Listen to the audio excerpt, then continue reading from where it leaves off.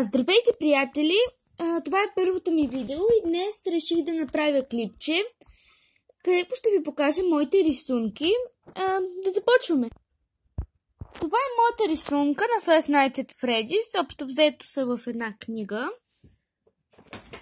И сега ще ви покажа и останалите. Това са Фреди, Чика, Пъпет и Менгъл. Тук са Бейби, Балора, Фреди и Бони. Тук е и Бидибаб. Това е Балора. Тази рисунка мисля, че ми се получи много хубаво. С минирени. Ето още Бидибаб, които направих съвсем наскоро. И рисунка на Бейби.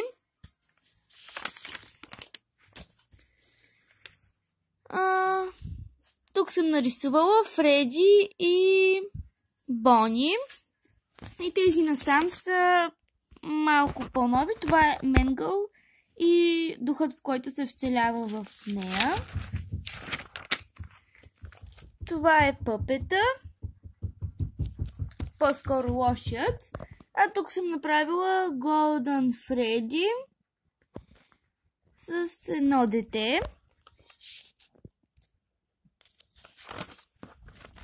Тук съм направила всичките от първата игра. Ето я Чика, Бони, Фреди и Фокси.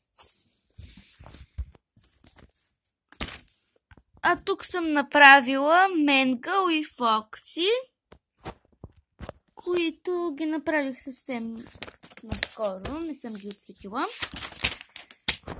Тук съм нарисувала Енард. Мисля, че добре се получи. Тук съм нарисувала това е Purple Guy, това е Чика, Пъпета и Бони, но тази рисунка не ми се получи много добре според мен.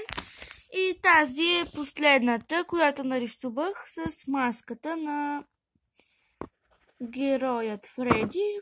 И от тук се вижда Бони и Чика.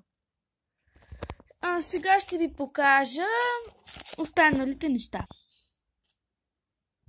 Ето и това е маска на Пъпета, която направих от картон. И съм я завързала с най-обикновен конец.